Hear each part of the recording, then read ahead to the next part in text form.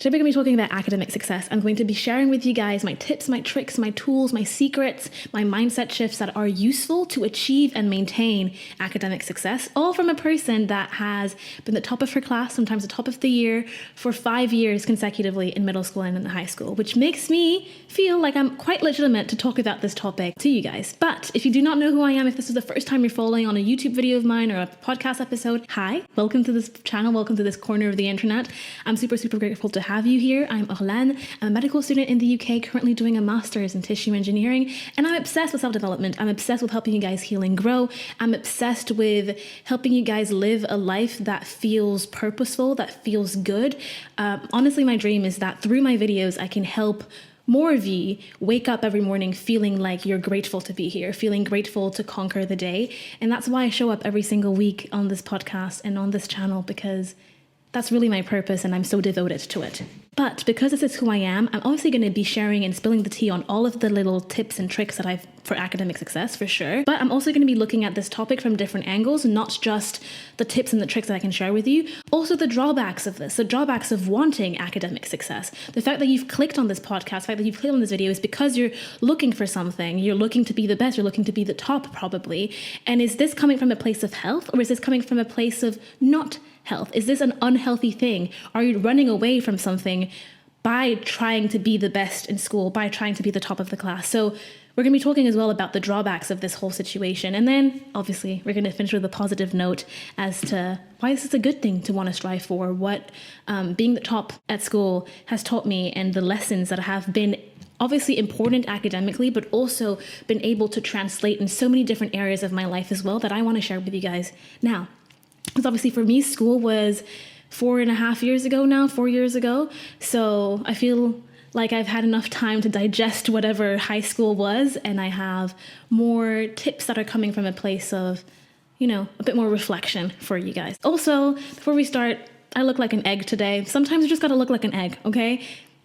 Enjoy it. My hair is really slicked back for people that are listening on the podcast. And I look like a little bit of an egg, and it's okay. Anyways, let's start with the video. Let's start with my little tips for you guys. So the first tip is actually the 30-30-30 rule. It's more of like a mindset to have. And this was something that actually one of my French teachers in school, because I'm French if you didn't know that, my French literature teacher said to us on our year where we're going to have our big French exam at the end of the year. And she reminded us, and I think it was the first class that we had with her, she told us this thing, which was the 30-30-30 rule, which is that every time you do an exam, your grade and the way this exam goes is 30% how you feel on the day, right? Do you feel rested enough? Have you slept enough? Are you stressed? Like, how do you feel physically that day?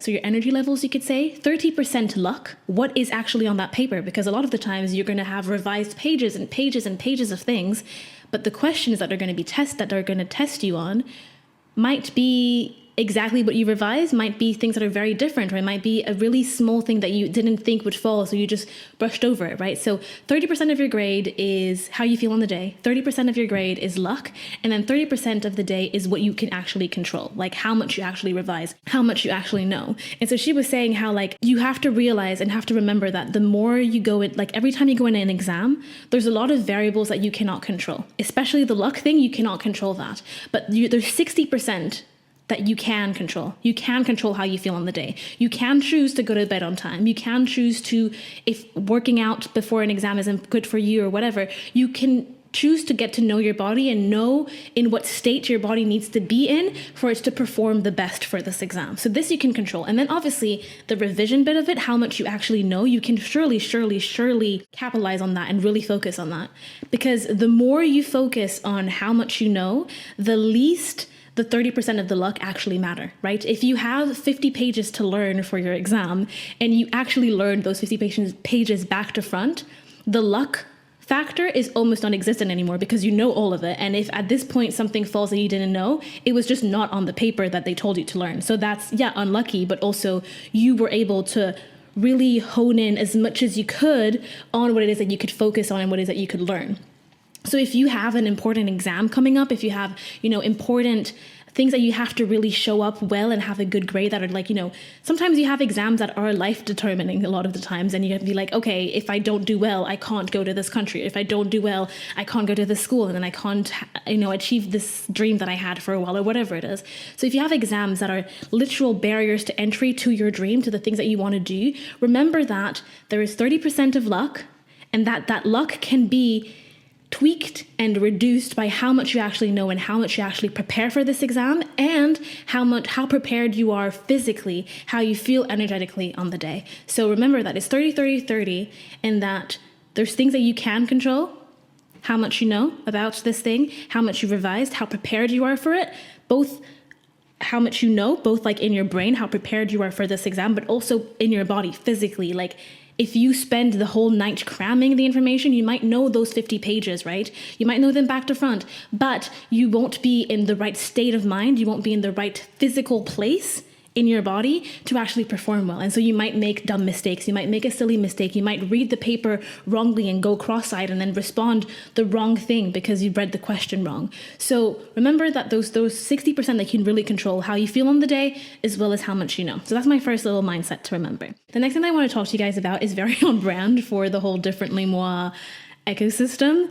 And if you watch a lot of my videos, listen to a lot of my podcasts, you're going to think that I sound like a broken record maybe, but it's really, really, really important. Have a purpose for this thing that you want. Because obviously if you've clicked on this video is that you want to achieve more academic success, you want to improve, you might want to have better grades, whatever it is, whatever stage of life you're at. If you want to do a PhD, a master's, medical school, high school, middle school, it doesn't really matter. But if you've clicked on this, it's because you want to achieve more academic success.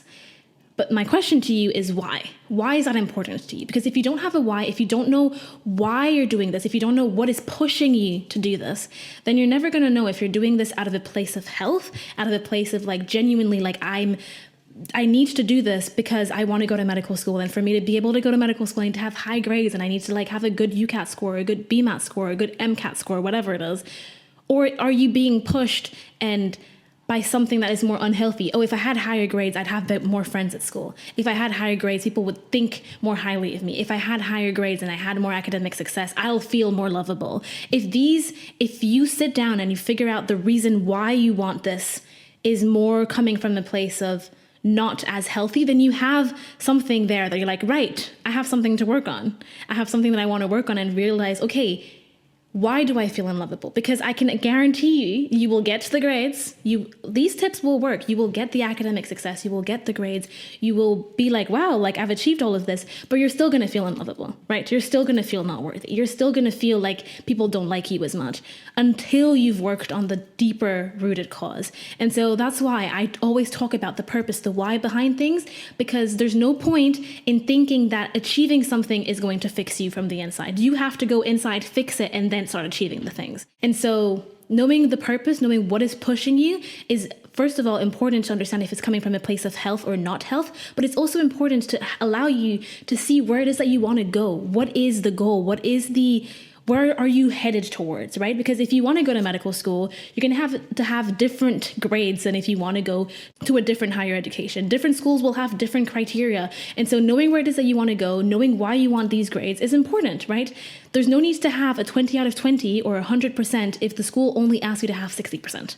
You can if you want to go above and beyond, but at this point, why are you not settling for an 80, right? Why do you need the 100%? Because at this point, the school will take you anyways. If you have a 60, a 61, or 100, for them, you're in. You've met the criteria, so you're in. So why are you trying to strive for the 100%?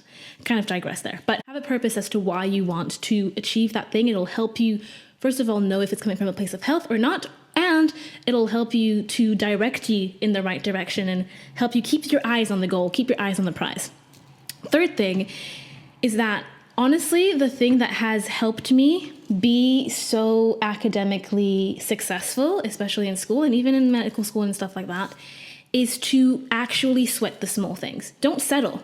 and be attentive to the small details. What will make you different from the person that has, an average okay grade and having the top grade is that you have sweated the small details. You have looked at the small things. You've made it a thing to be like, right, no, I care about the small things. I know the teacher said, just look at the big ideas. No, I'm not looking at the big ideas. I'm going to learn things appropriately, and I'm going to look at the small things, because looking at the big ideas will only get me so far. It'll get me a 15 out of 20, a 16 out of 20, but it's not going to get me the 18, the 19, the 20 out of 20. What will allow me to get those extra 20%, what will allow me to get into that margin, that academic success that I'm looking for, is actually caring about the small things. It's actually showing up and doing the extra work that the teacher's like, if you want to, you can. If you want to be at the top, you're going to have to do that work. When I was doing my GCSEs, the teacher would be like, if you want, you can do an extra essay. I did the extra essay. If you want, you can do this. I would always do the things on top and on top and on top, because I knew that the more things I saw, again, the more I was minimizing the luck thing. The more I was like, the more I see, the less I can be surprised on the exam, right? I was doing my paper forward history paper, and I had seen like years of past papers. And at that point I was like, I can't be surprised anymore. I've done basically all the past papers that exist. Is that a little dramatic? And will we talk about it later? As in, where was that coming from? Yes.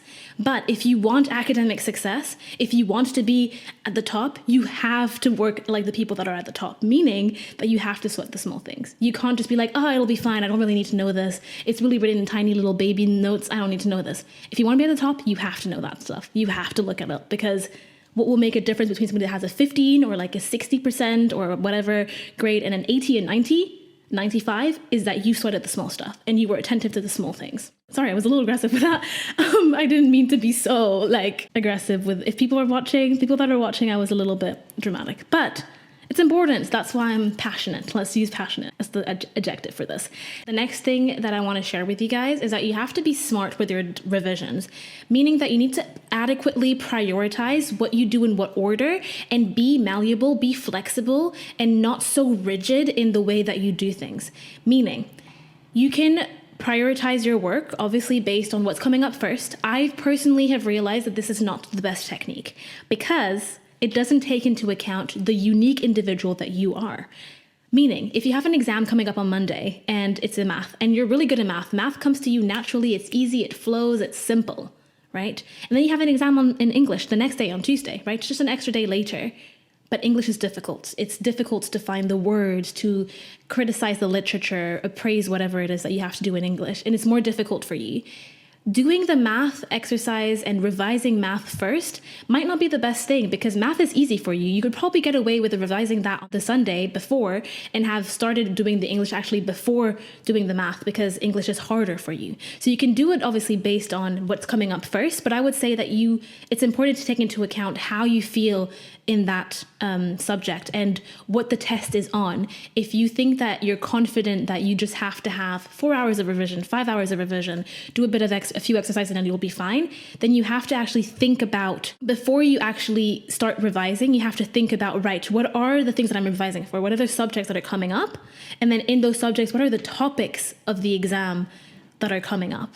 And then based on that, understand, okay, I feel confident already in this topic. I don't feel confident in this other topic. So I'll do the stuff that I don't feel confident first, then do the stuff that I feel confident later. And so organize your time. The better you plan, if it's actually sitting down and planning and really being super, super coherent with it. And, some people need to do that. I can't do that personally. But you still need to have a planning stage. And if you're a bit struggling with how to plan and how to do to-do lists, and I would really recommend watching my video or listening to my podcast about to-do lists and the way that I do it, which is the differently moi way, a bit more focused on the individual rather than like some kind of blatant statements that will work for everyone, but they actually don't.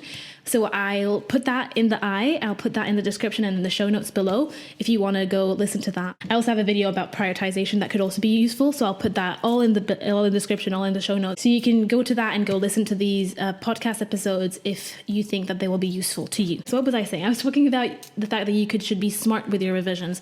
So you can obviously do it based on when the exam is coming up.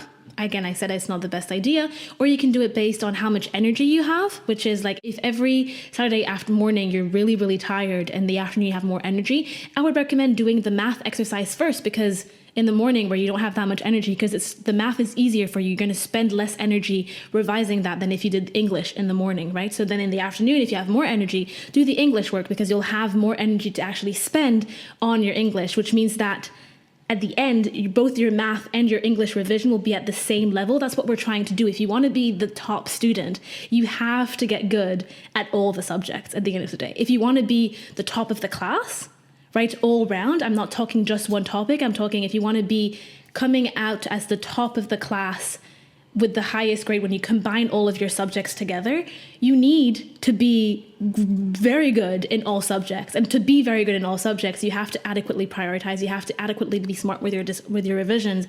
And you have to make your revisions and organize your revisions in a way that whenever you get to the exam day and you feel as ready for your English exam than your math exam, even though you are better at math than you are at English. And that's what allows you to be the top student, is having all the subjects and really pushing your weaker links to the top as well, so that you can be more all-rounded a top student, if that makes sense. Then the next thing I want to say as well in this thing is that uni revision versus school work versus, PhD is very different. Again, you have to be flexible. You have to be malleable. You have to sometimes go stop the revision, sit down and figure out a plan, figure out what will work for you. The way that I work this year in a master's in research is completely miles away from how I work and how I revise in medical school, because they require different skill sets. They require different ways of using my brain. And so I can't bring my skill sets, my revision techniques, my tools from medical school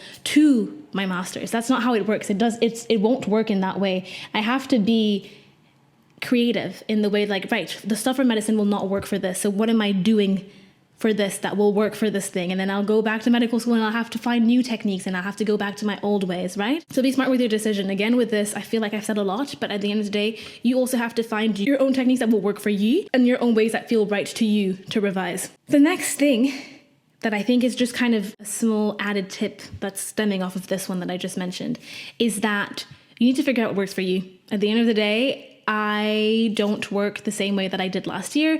I don't work the same way that my friend that worked. We're all very different. And so I think it's really good to be watching different content, to be looking at different Instagram posts, to be going on different blogs to see what people are doing, but then have the full freedom and take your power back to being like, right, you can make a mix match between what I say, another content creator says, and your friend says. Right? You can decide to like a bish bash bosh of these three things and then it works for you. You don't have to just follow and be rigid as to what I said and be like, right, I need to follow exactly what Orlane said. If not, it's not going to work. No, be flexible, figure out what works for you, listen to yourself. And the best way to have things work for you is to look at what other people are doing and then edit it for it to work for you.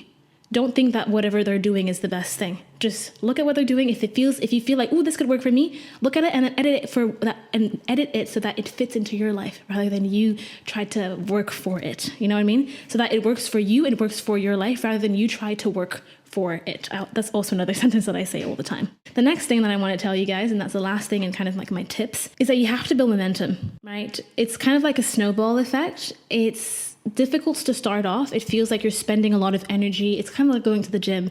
When you first start, it feels difficult. It feels tough. It feels like you're really pushing against like so much resistance. But when you have the proper systems, when you figured out things that will work for you, once you figure out techniques that will work for you, figure out the proper way of prioritization, that prioritization becomes an easy, effortless system rather than something that you have to think and sit down and write down and, organize your thoughts on pen on paper, and it just happens really, really fast in your brain. All of these things will become more and more seamless, more and more effortless, and then the ball will slowly start rolling and becoming bigger and bigger and bigger. And the bigger it gets, the faster it goes, and then the more momentum you have. The very beginning bits, if you're somebody that's like not very good right now academically, you're struggling, it's important to realize that the beginning bits of this, actually showing up for yourself, showing up for your academic goals, showing up to getting better grades, will be difficult. It will be challenging. It'll go against what you know right now. It'll go against what you feel comfortable with. And so, showing up will be difficult. It'll feel like you're going against resistance. It doesn't feel natural to you. It feels hard. It feels like you might not get the results immediately as well. You might be putting so much work and then your grades drop or your grades just stay the same. And you're like, excuse me, if my grades are going to stay the same, I'm not going to put that much effort. But keep going, keep pushing through, because Right now you're implementing systems. You're figuring out what works for you. You're understanding how your brain works. You're understanding the complexities of how you need to show up for yourself, the energy levels that you need to work. You're understanding, right, working on a Friday evening never works for me. I'll just take that Friday off every single week. But working on a Saturday morning actually always works for me. It's always where I get my best work. So every Saturday morning, I'll have my hardest topic, my hardest subject to work on. And so when you start to understand these intricacies, once you really start to know yourself in that way, that's when things become a lot more effortless, a lot more seamless. And that's when you're going to start to see your grades slowly but surely increase. And also it's going to become more and more easy, because once you've started a new habit, once you've started the thing, it's almost like you feel proud. You don't want to stop it. So the momentum is difficult to build for sure. And so that's why I'm telling you, keep going. It's going to get hard before it gets easy, but definitely don't stop, and it will get easier. It will get easier. It'll become more seamless, right? The only reason why I can sit here and said so many times to my friends, oh, medical school feels quite easy, is because I've had years of like getting to know myself academically, getting to know how I should revise, that made the transition from high school to medical school a lot more easy. Is it because medical school is easy? No, there's definitely challenges. There's a lot to learn, there's a lot to know. But because I sweated the small stuff, because I showed up for all of my different subjects, worked really hard in ways that sometimes were unhealthy, and we'll move on to this in literally a hot second. That's why the transition to medical school, the transition to the master's feels a lot easier. It feels a lot less like it's a massive step, because I have over a decade probably at this point of like actively showing up for my academic journey, actively doing the small stuff, actively sweating the small things, being like, why am I going to learn this poetry? I don't really know. I can't really see the tangible reason yet, but I'm still going to do it anyways. And then you grow up and you realize, actually, this was important because it gives me discernment. It gives me an ability to criticize, an ability to understand, an ability to quickly make sense of the words, remember things well, right? Your memory expands. The years that I have behind me of actively showing up and really sweating the small stuff, learning things deeply, have allowed me now to sit here and for me to feel confident, and for it to feel relatively easy for me to learn big chunks of information. It wasn't always that way. It's this way because I worked so hard. And so honestly, don't give up. It'll get hard before it get easy. But then the way you show up now is a way that will allow you to give yourself very, very, very strong foundations for literally the rest of your life. Because as much as we're talking about academic success here, these are things that you can bring into the workplace. These are things that you can bring into your home life. These are transferable skills. It's not only applicable, to the academics. It's applicable to so many different other areas of your life. And that's, I think, really, really, really beautiful. So whatever you invest now into your academic journey, even though the momentum will take a while to build, is stuff that you're investing in your future, for your future self, that your 30-year-old, 40-year-old, 50-year-old self will thank you for in the future. So even if it feels hard now, please, please, please, please, please, please keep going. But now let's talk quickly, or not so quickly, about the drawbacks of academic success, because as much as I've been talking about like look at me, like I was a decade of working, yes, I was, but it was not always coming from a place of health. And that is something that needs to be said, right? You can't always glamorize, oh, you were top of the class for 5 years consecutively. It's not glamorous. It's not necessarily only glamorous, and it was not always coming from a place of health. And these are the things that need to be said, because if not, you only get a partial picture, a partial image, and you're striving for something without realizing the full picture of what that human being was going through at the time. So the first thing I want to talk about is perfectionism, right? Perfectionism, very debilitating situation to be in, and always want to do the things perfectly and never think that something is enough. And it's difficult. And I think that it's easy to mask the whole perfectionism thing in, being able to go for high grades and, get top grades. Because you're like, oh my God, I feel perfect, right? I had a perfect grade. But when you're a perfectionist, it bleeds into so many different areas of your life, right? The way you look, the way you dress, the way you speak, the way you sing, your hobbies, whatever it is. And then you realize that actually perfection is not attainable. A perfect grade can be attainable, but perfection in itself is not. You can't be a perfect human. A perfect human does not exist. And so sometimes I think that people that strive for such high grades, a lot of the medical students were like that, right?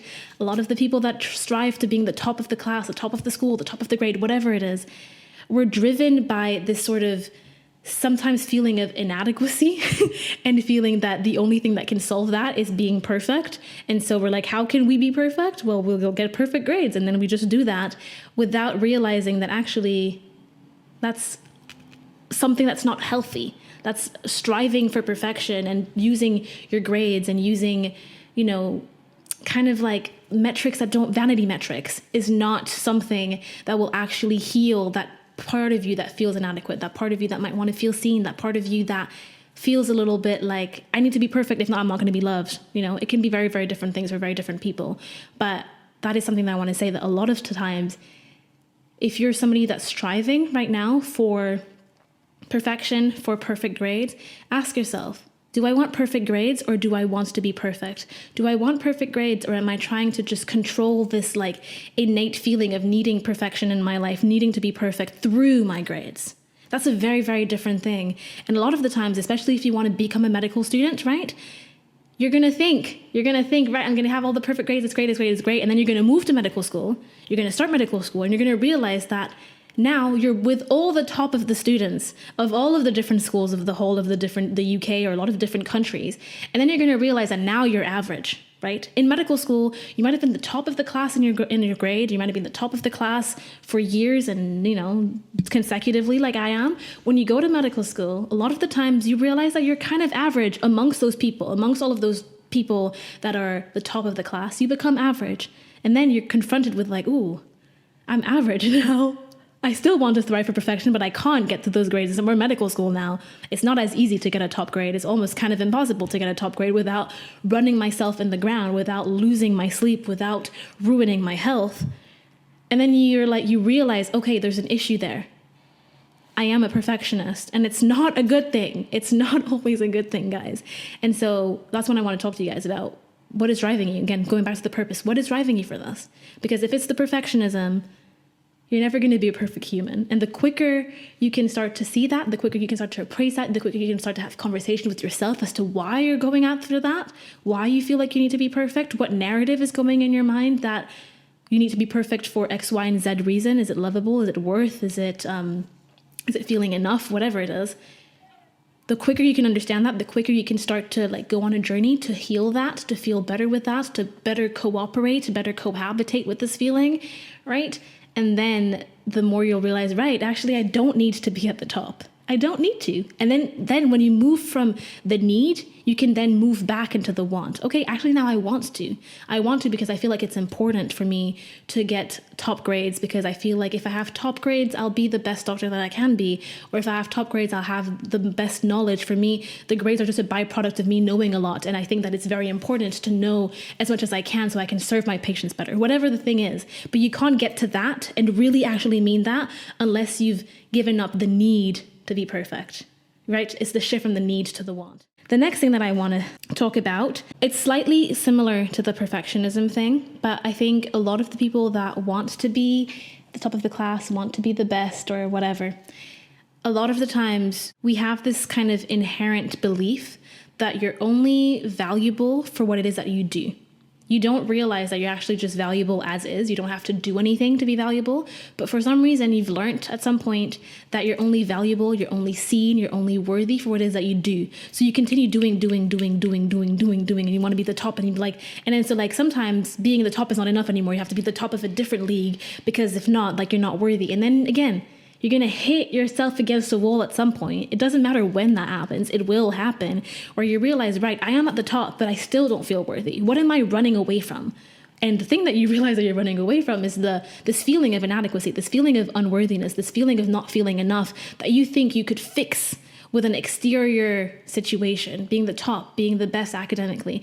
You realize that you actually can't fix this interior problem with an exterior solution. You have to fix it from the inside out. And then, again, similar to what we were talking about, the perfectionism thing, and then you can start to realize, right, now why am I doing this? And then you sometimes realize, actually, I don't want to be a doctor anymore. Actually, I don't want to be the top of the class. I don't need to. What matters to me are these other things. And now that my worth, my value is not attached to what it is that I do, I can now choose what it is that I want to do. Again, it's the same thing, moving from the need, from the place of from an unhealthy place to a place that is more healthy, coming from a place that is more like of a choice rather than something running your life, right? And then the next thing that I want to tell you guys is that even though, I've done a lot of work on this, on the perfectionism side, on the worth and the values, and, realizing that it was coming from a place that was unhealthy rather than healthy, and really like allowed myself to detach from these things and separate more and more every single day, more and more every single year, my worth from my achievements. It is a long journey. It is a long journey, especially, again, I've been doing this for many, many, many, many years. And so it's a long process to actually dismantle that, break that, learn to view yourself as something different, right? And sometimes you'll have ups and downs. Sometimes you'll have a down and you'll like be in a place where you feel like you're running after things in a way that is unhealthy again. You're running after things in a way that it's almost as if you're running after your worth. You're running after your health. You're running after, feeling valuable. And then because you now are aware of these things, you're able to also tell yourself, right, this is unhealthy. Again, we can use our techniques, our tips, our tricks to feel better. And I have multiple other videos and podcast episodes as to how to journal, how to feel better, how to, let emotions go through you, whatever it is. I have a lot of that out there and more to come.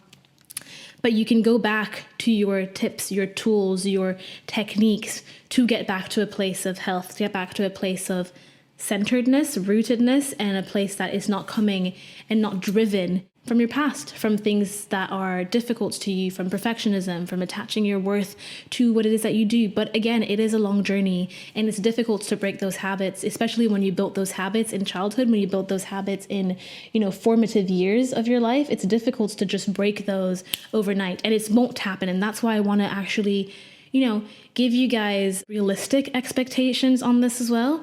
And being like, right, as much as I can just tell you guys, oh, like, this is not healthy. Like, remember that if you're striving for this perfection, like, it's not going to happen. Like, obviously, these are things that are important to know, cognitively know, things that are important for you guys to reflect on and realize, am I going at this from this point of view? Am I going at this from this place? Or am I actually fine? Like, I'm actually coming at this from a very healthy place. It's important to know and appraise those things and reflect on those things. But it's also important to know and not kick yourself in the bum when you realize that actually going on this journey and breaking down those habits, breaking down those cycles is hard and it's difficult and it's not something that can happen overnight. And so also when you go on this journey, if you choose to go on this journey, if you choose to, break down those habits, go at it with grace, go at it with understanding that it's going to take time, with patience, with realizing that this is a journey, and a journey has ups and downs, and sometimes it's difficult, sometimes it's easy, and a journey is oftentimes long. It's not just an overnight thing, right? And so give yourself the grace and realize that you're going to be okay, and that there's ups and downs in everything in life, and that it's already a beautiful, brave, bold, and honorable step that you chose to go on that journey, that you chose to appraise and accept that there's a habit in your life that's not the best, that you want to dismantle and break and chip away slowly but surely. So that's already a really beautiful, beautiful thing. But guys, it's not all negative, right? Again, with a lot of things in life, the coin is the same and there's two sides of it. One of them is a bit more negative, more dark, and the other one is a bit more light, more positive. And with every experience in life, as much as sometimes it can bring you pain, bring to the surface things that are a bit unhealthy within you or whatever it is, you also have a lot of things to gain and to learn from it. So let's talk about those positive aspects and finish the video with a positive tone and talk about what this whole period of my life, academics, striving for academic success, has still taught me a lot. This has still given me a lot to digest and reflect on, and a lot of things that are positive. So the first thing is I wouldn't change this life chapter of my life for anything in the world, because it's shown me at a very young age what I'm capable of. It's shown me that if I put my mind to something, I will get it done. It doesn't matter if I don't sleep. It doesn't matter if, something else happening. It doesn't matter if I'm sad, if I'm angry, if I'm frustrated, I will get it done. And as much as I obviously sometimes brought it to the extremes and it was not super healthy, I have so many layers of confidence in myself that if I say I'm going to do something, I am going to do it, because I have years of doing that for my academic studies, for my school, for my exams, for my whatever it was. I have years of proof that if I put my head and then say I'm going to do X, I will do X. And so this gives you kind of this transferable life skill that reminds you that, right, you can do hard things. The revising for the UCAT, the BMAT, going to medical school in the UK, always being on top of school and, doing the GCSEs, even if I didn't really need to, doing the French exams as well. All of it at the same time in the same few years showed me how much I was capable of, showed me how much my brain could have information in it, how much it could store, how smart I was, and truly being able to show that on paper and being shown to myself time and time again that if I put enough effort in something, I will get the results. Sometimes it might not work out the first time around, but if I put the effort into something, it'll come out to me.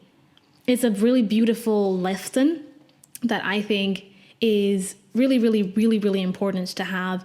And that's something that I talk about often, is that the more proof and the more layers you have on your self-confidence pie or cake or whatever it is, the more you can have self-confidence. And a lot of confidence comes from knowing deep down that you can trust yourself, that you have self-confidence. You can't be confident to the outward, to the exterior, if you don't feel confident on the inside already without anybody watching. And confidence that comes on the inside without anybody watching is knowing that your word is worth something, and knowing that when you do a promise to yourself, you hold that promise to yourself. And again, I have a whole video about confidence and self-confidence. If you want to watch it, listen to it, it will be, again, linked down below in the eye anywhere, so for you guys to find it. The second thing that it taught me the importance of delayed gratification at a very young age, because academic success will working hard academically you will only see the actual benefits of what this was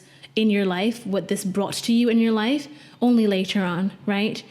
Because a lot of the times people are like, oh, why are you spending your weekend working? This is stupid. You should go to this party, you should do this instead, whatever. Again, it's important to have fun. It's important to be able to go to parties. It's important to do all of these things and not just be in your books all the time. But the time that I spent in my books, revising, working away, not having days off, all of that, again, is allowed me to have a smoother transition to medical school, because my brain was so primed to knowing things, learning things, understanding things very quickly, doing mental leaps to understand a new concept very fast, because I was doing this for so many years, that now it's really easy for me to do that, right?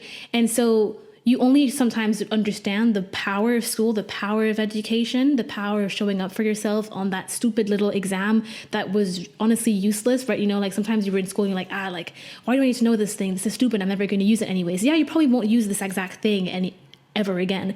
But the way it forced you to think, the way it forced you to look at the problem, the way it taught you how to problem solve, the way it taught you how to express your thoughts, express yourself, critically appraise, criticize. It's teaching you a lot of different skills that are going to be so important in the future, so important for your job, so important for uni, so important for so many different aspects of your life, so important for relationships, being able to communicate effectively and clearly, and just so many things that I think, as much as, you can see the grade and it feels immediate gratification, right? I worked all of last week and I got this grade and I feel really happy. You actually realize how much of showing up for yourself sometimes has positive effects that ripple down years later, that you only understand years later. We're like, oh, wow. Thanks to me showing up and being kind of insane in the way I was revising 5 years ago, 6 years ago, it's actually allowing me to rest a little bit more now, because I've developed all of these neural pathways. I'm able to learn things quite fast because I have all of these years of learning things, that now it's easy for me to learn something new.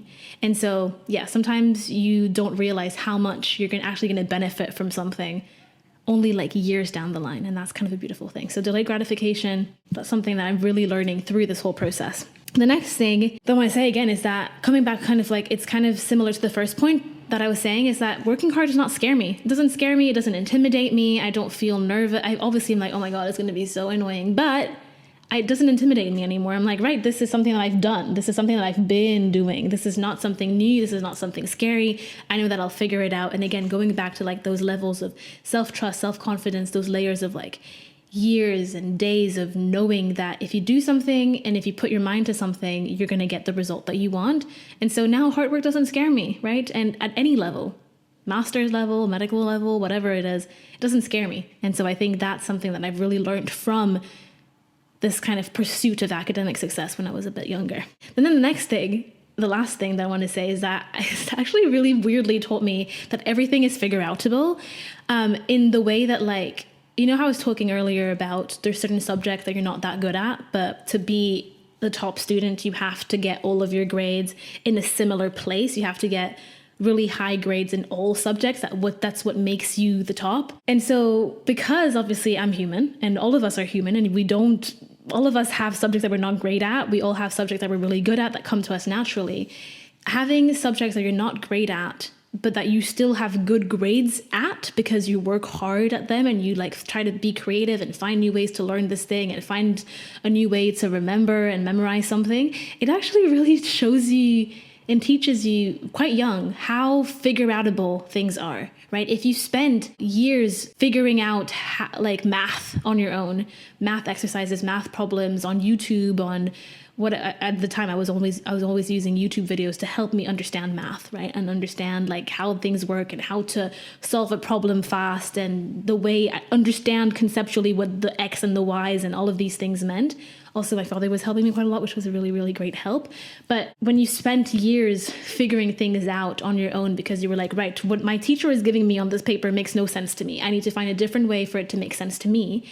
Then you realize that actually the skill that you've learned is so transferable to everything, right? I started doing this YouTube channel. I didn't know how to edit, but I was like, right, I spent like years figuring out how to do math. I'm going to figure out how to do a YouTube video. I'm going to figure out how to start posting. I'm going to figure out how to edit. So I did this podcast. I was like, I don't know how to do this. Again, I'm going to figure it out. And so it gives you a strong understanding, a strong foundation of everything is figure outable in life. Nothing is that daunting. Nothing is that scary anymore when you've done a lot of hard things in the past, because you're just like, I'll just figure it out.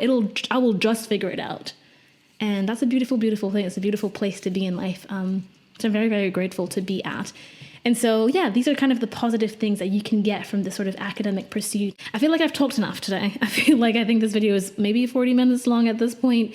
So I'm going to let you guys go. I really hope that you found what it is that you were looking for. I know that the tips that I shared might have been a little bit unconventional, but I feel like you can find all the other like productivity tips, how to get good grades, like, active recall, blank page, whatever. You can find all of these other tips elsewhere. They're very, very common. I wanted to share with you guys other tips that I feel like other people don't really talk about that are really important and giving you a bit more of a holistic view while you're looking at, because you're probably not only going to watch this video.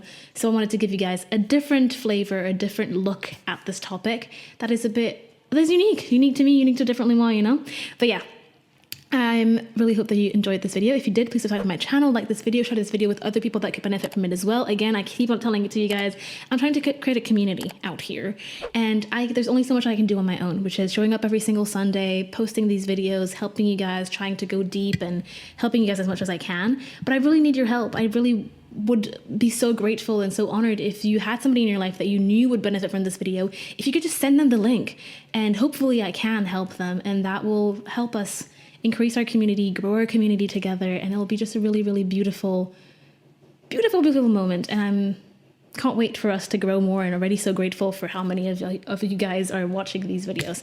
So yeah, and then if you're listening to this on the podcast, I hope that you enjoyed it. Yeah, please subscribe to the podcast. Please rate this podcast, leave a review if you feel like it.